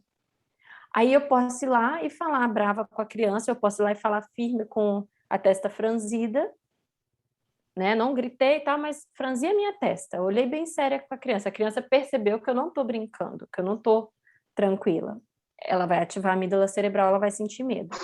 Agora, se eu chego, abraço a criança e falo, filho, o que está acontecendo? Na hora que eu pergunto, eu estou acolhendo, eu estou validando, eu estou dizendo, olha, aconteceu alguma coisa que te chateou, não foi? Então, ao invés de ter aquela fala que eu falei, que é invalidadora, né, invalidante, vou te dar um bom motivo, não. Eu pergunto quais são os seus motivos, o que aconteceu. Aí eu ativo esse outro sistema que relaxa, e ele é incompatível com o medo. Então, não tem como ativar esse sistema de afiliação e produzir medo ao mesmo tempo. Seria um caminho, tá, gente? Tenho umas orientações da Cinda Osterman, não sei se você já ouviu, tem 2 vídeos dela, em português mesmo, muito bons. E ela fala que a gente deve como alcançar o coração do filho, né? Que a gente deve primeiro verificar os sentimentos, né, da criança. Então, antes de reagir já com, né, como a gente costuma fazer, a gente deve verificar primeiro os sentimentos da criança, dialogar com ela. No caso, eu passei por uma situação bem difícil essa semana com a minha filha mais velha. Até semana que vem, no nosso estudo, dá para eu compartilhar alguma coisa. Mas de ela ficar assim, bem descontrolada, ela tem um gênio bem forte, e não funciona, tem situações que a criança está tão descontrolada que não adianta você tentar dialogar naquele momento, né? E a Ellen White fala que a gente pode ser necessário deixar a criança um tempo sozinha, até ela se acalmar, né? Ou usar algum outro recurso para ela se acalmar. Já ouvi mães dizendo que mandava... A Sally Homberger, né, diz que mandava o filho correr em volta da casa para ele se acalmar, mas às vezes não dá para conversar com a criança naquele momento, né? E a mãe às vezes não está em condições de conversar. Então, nesse capítulo 44 da orientação da criança, ela diz que é bom às vezes dar um tempo, a mãe ficar separada da criança, a criança ficar lá se acalmando, e a mãe ficar se acalmando no outro canto, orando, antes de tentar conversar, né? E resolver o problema, né? Sim, exato. A Fê levantou a mão aí, pode falar, Fê. Eu entendo essa visão, mas eu tenho uma dúvida quando isso é algo que a gente não pode gerenciar. Por exemplo, eu como mãe, pelo meu temperamento, eu tento muito fazer isso, mas eu vejo que o pai, pelo temperamento dele, e talvez por não conseguir ou não entender, enfim, é parte das minhas orações, ele não age assim. Então, como fazer com que os filhos saibam que mesmo que o pai ou a mãe mudem o semblante, assim, a gente não muda o outro, a gente muda como a gente reage a ele, né? E muitas vezes na vida, porque enquanto é criança, pequeno, em casa, mãe e pai, mas na vida você vai ter um chefe que vai franzir a testa para você, ou vai ter um amiguinho que vai te olhar torto, e você, como fazer com que a criança vá aprendendo a lidar com os sentimentos dela, independente do que o outro faça? Tem que existir pelo menos uma pessoa que ajude essa criança a ter uma visão correta de si. Essa questão, né, de como o outro reage ao meu filho, nossa, a gente vai realmente ter isso daí, porque a gente mal dá conta da gente, né? Exatamente. E aí imagina a gente dar conta de como o marido, o avô, a avó, o tio, todo mundo vai reagir à criança. É muito difícil. Isso gera muito estresse. Isso para mim foi um estressor grande no início, porque eu queria ensinar todo mundo da família como que eles tinham que agir. Aí depois eu me convenci que isso era impossível. Eu estava enlouquecendo, tentando ensinar todo mundo o beabá da coisa. Eu falei, não, ok, não vai dar. Então, assim, se a criança tiver uma relação, e a relação com a mãe ela é bem importante para isso, porque a mãe é quem passa mais tempo, né? Via de regra com a criança. Nem todos os casos mas geralmente é. Aí, se essa relação conseguir ensinar a criança, por exemplo, que quando ela erra, ela tem valor mesmo assim, o comportamento é errado, mas ela tem valor, né? É o comportamento que não deve existir, não é ela que não deve existir. Então, quando a gente vai sendo essa relação que vai reparando e ajudando a organização, né, das crenças da criança de forma adequada, ela vai se deparar com esse outro e ela vai perceber esse outro a partir de uma construção mais segura de si.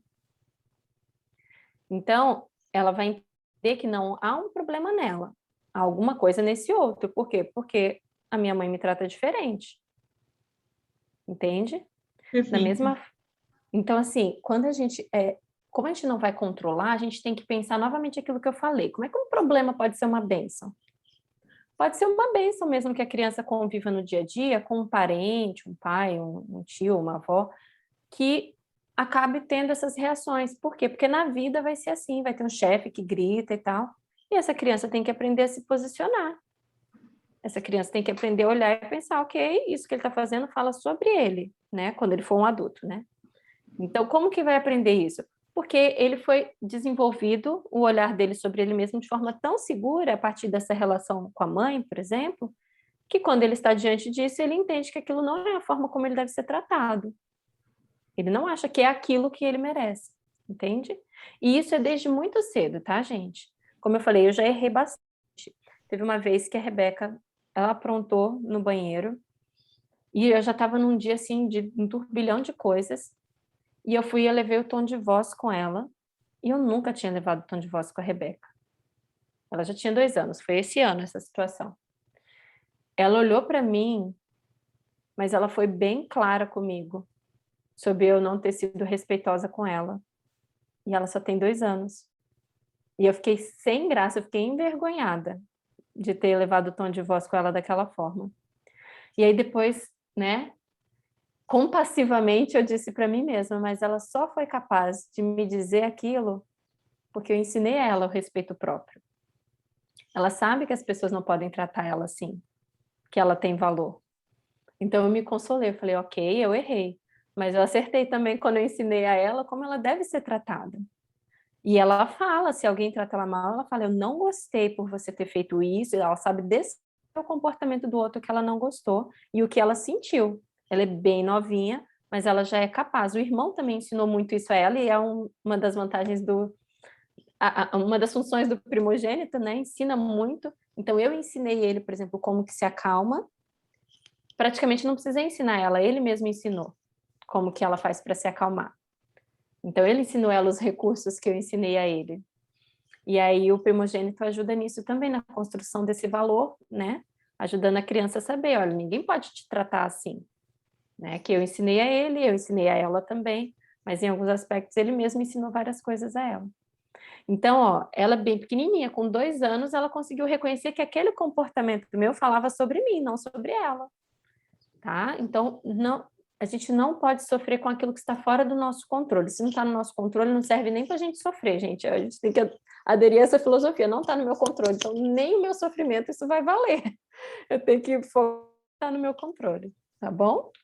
Karine, tinha a Case estava com a mão levantada. Você ainda gostaria de falar, Case? Para a gente Oi, concluir Marili, aqui. bom dia. Bom dia, Bom Karine. dia. Bom dia. Tiveram 2 pontos que você falou que me chamou muita atenção. E eu gostaria, assim, né? Eu não sei como que eu vou conseguir expor, se você vai entender o meu raciocínio, não sei se eu vou conseguir, mas eu vou tentar.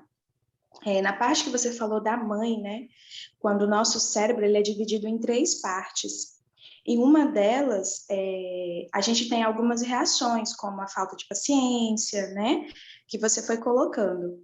E teve um ponto também que você acabou de falar agora sobre a questão da humanidade, que nós naturalmente temos algumas reações.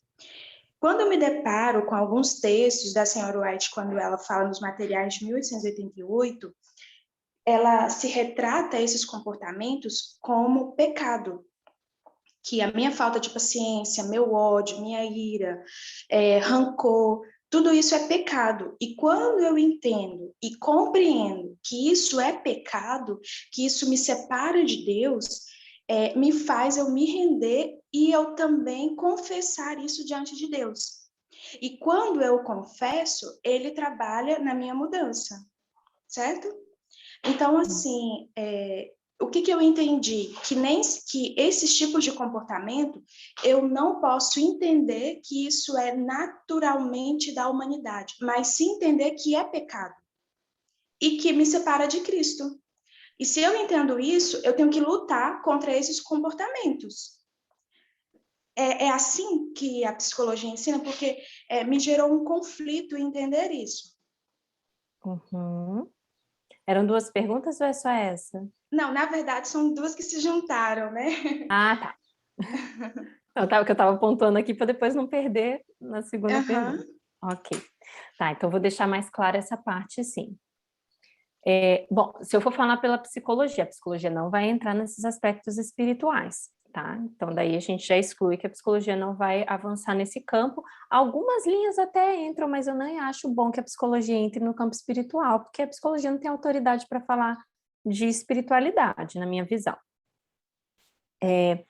Vamos, então, deixar claro esse ponto para ninguém sair confusa com o que eu falei. Nós temos, na nossa natureza, humana a tendência para o mal. Isso é fato. Então, nós temos a capacidade de falhar. Nós temos também, devido ao pecado, a capacidade de sofrer. Então, desde que entrou o pecado, há sofrimento, a dor, a tristeza, né? Então, essas duas capacidades nós compartilhamos, todos os seres humanos. O que me faz sofrer e quais são as minhas falhas, isso pode ser diferente das de vocês. Mas é uma experiência comum, uma humanidade que a gente compartilha, né, na visão psicológica, essas duas capacidades, de sofrer e de falhar. Por isso, a gente precisa de um redentor, pensando espiritualmente, porque se a gente não tivesse a capacidade de falhar, a gente não teria necessidade de ter alguém que nos salvasse do pecado, né? Seria só a gente treinar e pronto. Mas a gente precisa. Então, há na nossa natureza uma tendência para isso. Em que momento isso deixa de ser algo natural e se torna pecado?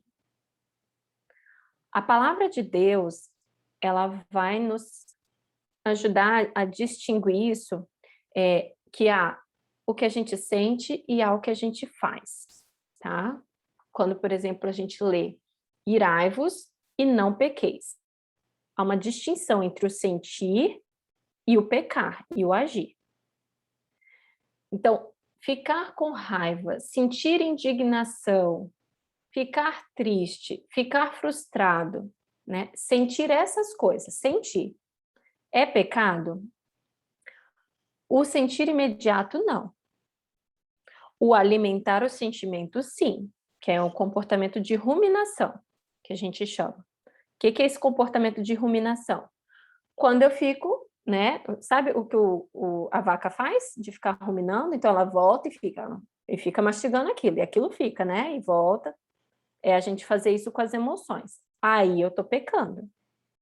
Porque se eu peguei uma raiva e fiquei cultivando e nutrindo ela aqui, aí é pecado. Porque aí eu estou com o comportamento de ruminação desse sentimento. Agora, quando eu vejo, por exemplo, uma pessoa fazer algo que é injusto e eu me indigno naquele momento, esse sentimento, gente, as emoções, elas têm uma função que é de nos moverem.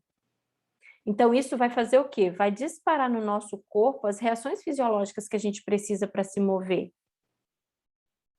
A raiva, por exemplo, é para nos ajudar a ter uma ação de proteção. Proteger a minha família, né? Então, se uma pessoa vem agredir, né? Eu estou em casa, entra um bandido, ele vem agredir. As reações que disparam no meu corpo, e aquele sentimento, às vezes vai ser medo, mas dependendo da pessoa, ela vai sentir raiva e ela vai tentar reagir ao outro. Essas reações, elas têm essa única função, de nos moverem a uma ação rápida que a gente precisa. Elas não existem para serem nutridas. Na psicologia, a gente ensina o paciente que ele precisa deixar a emoção vir e ir. Porque se a gente começa a ruminar, a emoção paralisa a gente. É assim que a gente guarda rancor. Porque você ficar chateado é uma coisa que vem e vai. Então, ela faz o fluxo natural. Esse fluxo natural, eu não entendo como sendo pecado. Porque se a gente deixar ele acontecer, ele é muito breve. Ele é só o reconhecimento do que a gente experimentou e do efeito que isso causa na gente. Agora, na hora que eu grudo nisso e fico remoendo, aí eu tô pecando. Eu tô me apegando a uma emoção que eu não tenho necessidade de me apegar. O comportamento é o que eu faço com isso. Eu posso me indignar, mas eu posso me calar. Eu não preciso xingar, eu não preciso gritar, eu não preciso bater. Entende? Porque eu estou indignada, porque eu estou com raiva, ou porque eu estou frustrada. O filho tem que aprender isso. Ele se frustrou, mas isso não significa que ele precisa jogar o lápis dele no chão. Ele ficou com raiva porque o amiguinho bateu nele, ele não precisa revidar. O amiguinho bateu em mim. Nossa, eu fiquei bravo, porque ele não pode bater em mim. Mas você também não pode bater nele de volta, porque daí você peca. Entende? Então, esses sistemas são sistemas reguladores, né? Não são 3 partes do cérebro, são 3 sistemas. É uma fisiologia complexa que a gente tem em 3 sistemas diferentes. Os 3, se estiverem equilibrados, eles nos regulam muito bem emocionalmente, né? Eu dei o exemplo maior desse da ameaça, Mas existem outros dois, eu falo sobre isso em alguns vídeos meus no YouTube, tem alguns vídeos, no Instagram tem mais vídeos do que no YouTube, que aí pode também clarear um pouco melhor. O sentir imediato que esses sistemas provocam é uma reação natural que a gente vai ter, mas que deve ser exercido o controle sobre essa reação natural. Aí eu não peco. Deus, o Espírito Santo de Deus, vai nos ajudar no desenvolvimento do domínio próprio, que aí a gente regula essas emoções. Outra forma de regular essas emoções é corrigindo as distorções da nossa mente. Então, sim, nesse caso, eu posso estar em pecado. Por quê? Porque eu distorço a leitura da realidade e por isso provoco em mim essas emoções. Talvez Ellen White tenha se voltado para esse ponto, tá? Em que eu entendo as coisas de forma distorcida e por isso produzo emoções distorcidas, emoções incorretas no meu coração. Então, eu acredito que a argumentação dela seja mais nesse sentido, porque ela vai falar muito sobre os pensamentos produzirem os sentimentos. Aí, nesse sentido, sim. Mas essas emoções rápidas, que elas servem para, por exemplo, você vê o menino despencando e você consegue segurar o menino só porque a sua amígdala cerebral disparou, mandou fluxo de sangue rápido para os seus membros para você ter essa velocidade. Essa é a reação de medo. Medo serve para isso, para proteger do perigo. Se a gente não tem essa reação, a gente vê passivamente a criança despencar de uma altura, né? Aí tem esses filmes esses vídeos que passa às vezes, né, da criança ia cair do sofá, o pai segurou, aí ia acontecer outra coisa. Essas reações rápidas que as pessoas têm só existem por causa que esse sistema dispara, tá? Então ele tem uma função muito específica para quem vive num mundo de pecado onde acidentes acontecem, tá bom? Mas se eu nutro isso, ou se isso é fruto da minha distorção, dos meus pensamentos, eu fiquei com raiva do meu marido, porque eu entendi que o meu marido fez tal coisa só para me provocar. Aí é distorção do meu pensamento. Eu estou lendo a mente do meu marido, de que o meu marido está querendo me provocar. E ainda que seja, eu tenho como pensar misericordiosamente sobre esse marido e por que ele está agindo assim?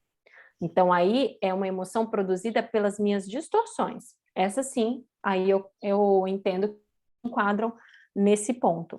A mesma coisa, já vou explicar para vocês, já que eu citei, vai acontecer em relação à autocompaixão. Quando vocês pesquisarem sobre isso no Espírito de Profecia, em português, vocês vão achar, pelo menos no aplicativo, né, que ajuda na pesquisa, vocês vão achar só 2 vezes. Uma vez essa palavra aparece num título, então é da edição.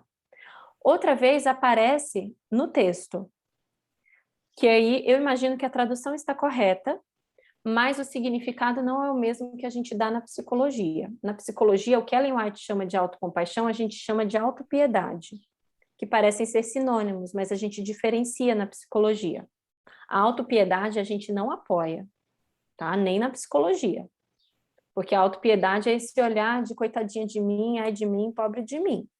Isso não é saudável para ninguém, nem para cristão, nem para não cristão. A autocompaixão, no Espírito de Profecia, a gente vai achar como respeito próprio. Quando Ellen White descreve respeito próprio, ela está descrevendo o que a gente ensina ao paciente na autocompaixão. Um olhar respeitoso sobre si. Tá? Então, é uma questão de nomenclatura também ali. E aí, como eu citei aqui, né, só para ninguém pesquisar e pensar, nossa, mas isso entra em conflito. Então, quando vocês lerem sobre respeito próprio, vocês vão estar lendo sobre o que eu citei aqui da autocompaixão.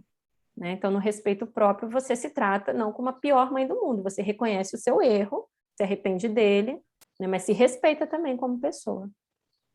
Gente, espero ter ajudado. Né? Acho que a gente avançou bem o horário. Mas eu sou matraca mesmo, Marili, desculpa. Imagina, foi ótimo, nossa, foi muito bom, muito esclarecedor. Devido às circunstâncias, como hoje é domingo, e a gente começou um pouquinho depois, e também eu vi que muitas mães entraram bem depois do horário, né, que começou, acho que porque é domingo, né? A gente terminou se estendendo mais aí, a gente ficou mais tranquilo hoje. Mas, obrigada, Karine, foi muito bom mesmo. A gente aprendeu muito com você, com sua experiência. Obrigada por compartilhar sua experiência aí como mãe, como profissional.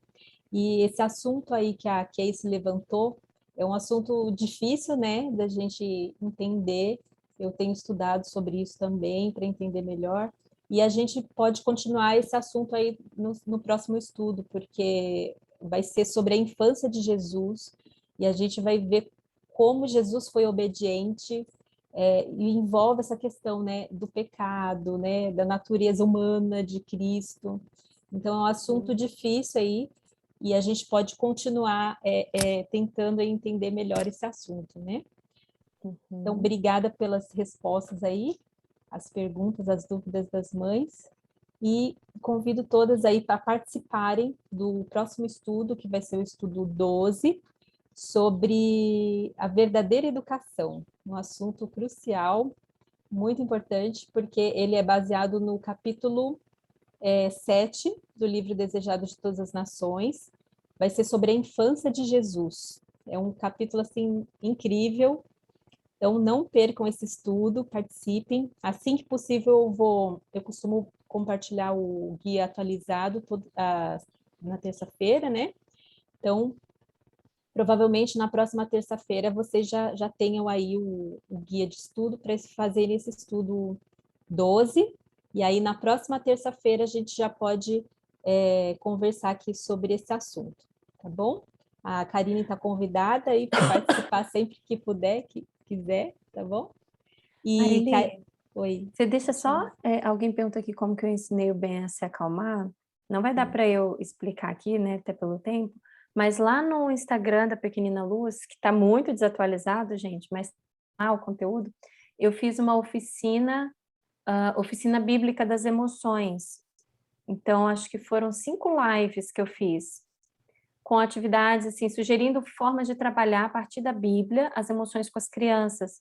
Então, usando alguns daqueles recursos, já pode ajudar vocês a trabalharem a forma como as crianças reagem emocionalmente, tá? Só para eu não me estender, então já tem alguma coisa lá que pode ajudar.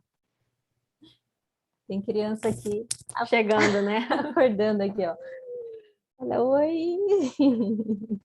Essa é a minha pequena, minha pitica de 4 anos. Ai, que lindo.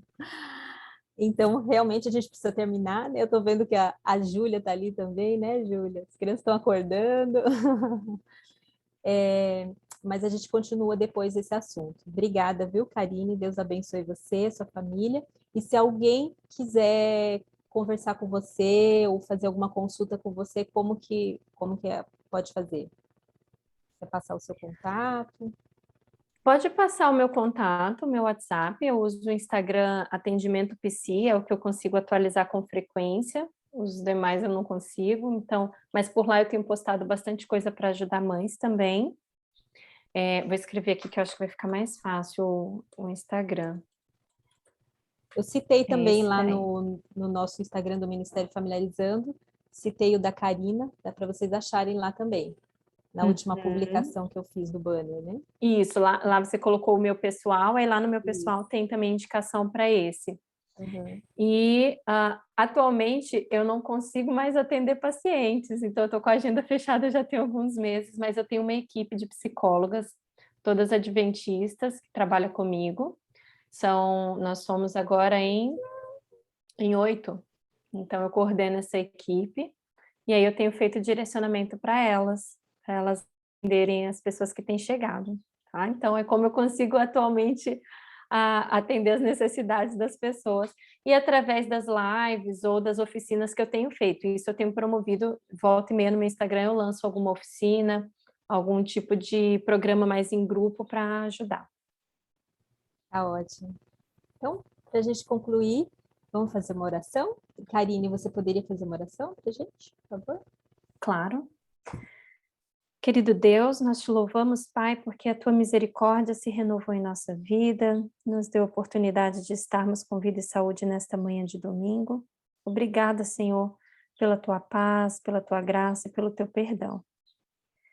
Obrigada também porque acabamos de conversar um pouco sobre a educação dos nossos filhos, sobre algo tão importante que é a primogenitura e a educação dos mais velhos. Queremos pedir, Pai, que o Teu Espírito Santo nos dê discernimento espiritual para que possamos saber distinguir a forma de agir, os traços que precisam ser nutridos, aqueles que precisam ser aperfeiçoados nas nossas crianças, aqueles que precisam ser removidos, para que esses filhos e filhas possam crescer, ó Deus, para a honra e glória do Teu nome. Queremos ter crianças saudáveis, fisicamente, emocionalmente, mas também queremos ter crianças preparadas para o Teu reino. Nos capacite para isso, ajuda-nos a reconhecermos as nossas limitações e a nossa dependência de Ti, ajuda-nos a termos domínio próprio tão necessário para que a nossa influência sobre os nossos filhos, especialmente os mais velhos, seja uma influência positiva.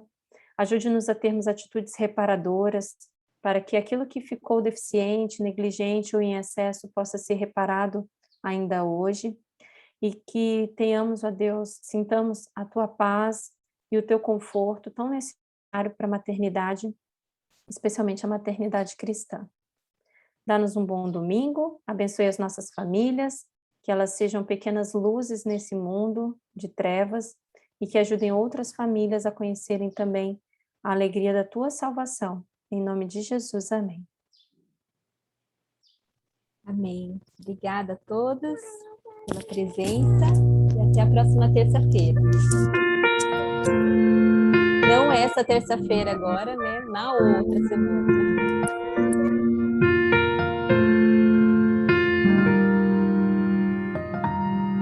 Na escola do mestre aprendi a amar de corpo, de alma e mente ao Senhor, como folhas de outono, espalhar a mensagem, orar, vigiar e servir ao Senhor, ter a cada manhã minha hora tranquila, buscando a Jesus em primeiro lugar, reunindo-me junto ao altar da família, moldando meu caráter para ao céu levar, familiarizando-nos com Deus e Sua palavra, praticando a verdadeira educação, restaurando a imagem do Criador, um propósito divino, a obra da redenção.